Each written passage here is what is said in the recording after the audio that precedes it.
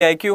भाई last video में हमने बात की थी क्लैट LLB के लिए, यानी कि अगर आप LLB NLU से करना चाहते हैं, नेशनल लॉ यूनिवर्सिटी से NLU से अगर आप LLB करना चाहते हैं तो आपको क्लैट का एग्ज़ाम क्लियर करना पड़ेगा। हमने देखा था कि उसका डेट क्या है फॉर्म फिल करने की, उसका सिलेबस क्या है, क्वेश्चंस कैसे आते हैं, वो सब हमने देखा अपनी लास्ट वीडियो में।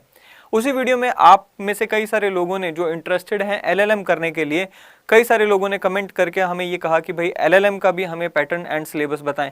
सो आप लोगों के कहने पर, हम आपकी सजेशन पर हम ये वीडियो लेकर आए। एक छोटा सा वीडियो है जहां पर हम देखेंगे कि जो LLM के लिए आप क्लैट क्लियर करना चाहते हैं, आप में से जो भी इंटरेस्टेड स्टूडेंट्स हैं, तो उनके लिए कैसे पैटर्न रहता है सिलेबस का एंड क्या इसमें चीज़ें रहती हैं। सो माय नेम इज़ चांद कुबा। लेडीज़ एंड जेंटलमैन, आप मेरे साथ जुड़ सकते हैं इन सभी प्लेटफॉर्म्स के द्वारा एंड अपने जो भी सजेशंस रहते हैं वीडियो के लिए या फिर जो भी आपके सवाल रहते हैं वो इन प्लेटफॉर्म्स पे मुझसे पूछ सकते हैं। Let's begin with the video today. सबसे पहले तो अगर हम बात करें एलिजिबिलिटी की, जो बच्चे एलिजिबल हैं या जो स्टूडेंट्स एलिजिबल हैं LLM के लिए, उन सब की जो यहाँ पर एलिजिबिलिटी दी गई है वो आप अपने स्क्रीन पर देख पा रहे हैं कि भाई मिनिमम आपको यहाँ पर क्या चाहिए। मिनिमम आपको यहाँ पर 1 डिग्री चाहिए होगी LLB की, एंड LLB की डिग्री में आपको 50% मार्क्स चाहिए होंगे अगर आप general, OBC, PWD, NRI, PIO और OCI कैटेगरी से बिलोंग करते हैं। अगर आप SC ST कैटेगरी से बिलोंग करते हैं तो उस LLB की डिग्री में आपको 45 मार्क्स चाहिए होंगे।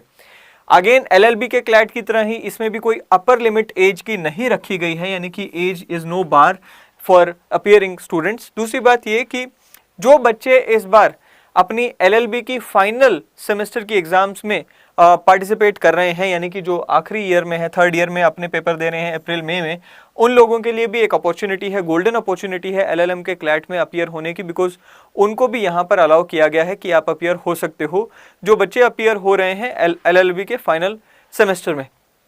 बात करें एग्जाम की तो इसमें 120 क्वेश्चंस हमें देखने को मिलते हैं जो कि 120 मार्क्स के होते हैं।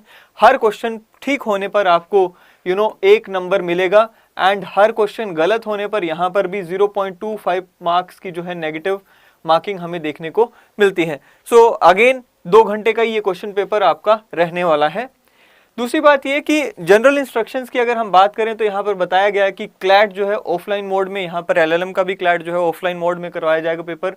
ऑनलाइन मोड में आप एप्लीकेशन सबमिट कर सकते हैं कंसोर्टियम ऑफ NLUs.ac.in पर जाकर। अगेन जैसे कि मैंने आपको बताया था कि जो क्लैट का एग्जाम रहता है वो NLUs का जो कंसोर्टियम है वो कंडक्ट करवाता है। अब कल जो LLB की हमने वीडियो देखी थी, अपनी जो LLB की वीडियो में हमने बात की थी, तो उसमें कहा था कि 22 NLUs मिलकर एग्जाम कंडक्ट करवाती हैं, यानी कि अगर आप क्लैट LLB का एग्जाम क्लियर करते हैं तो 22 NLUs के रास्ते खुल जाते हैं। एंड उसके अलावा कुछ प्राइवेट यूनिवर्सिटीज़ भी हैं जो अपना आपको एडमिशन देंगी उस क्लैट के रिजल्ट के बेसिस पर। लेकिन अगर हम बात करें क्लैट LLM के लिए तो यहाँ पर हमें देखने को मिलता है 18 NLUs जो है LLM का आपको रास्ता खोल रही हैं, यानी कि आप 18 NLUs में से एलिजिबल होंगे किसी एक में एडमिशन लेने के लिए अगर आप क्लैट LLM एग्जाम क्लियर करते हैं अच्छे नंबरों से। दूसरी बात ये कि 1 जनवरी 2022 से 31 मार्च 2022 तक इसके जो वेबसाइट है उस पर जाकर आप फॉर्म फिल कर सकते हैं। और फीस वही है, लगभग कल वाली जो हमने बात देखी थी फीस सेम है, यानी कि 4000 रुपीज़ आपकी फीस रहेगी अगर आप बिलोंग करते हैं general, OBC, PWD, NRI, PIO, OCI category से। एंड अगर आप SC ST कैटेगरी से बिलोंग करते हैं तो 3500 की फीस हमने देखी थी एंड वो सेम यहाँ पर रहने वाली है। दूसरी बात, सबसे जो बड़ा मुद्दा है वो है जी एग्जाम के सिलेबस का।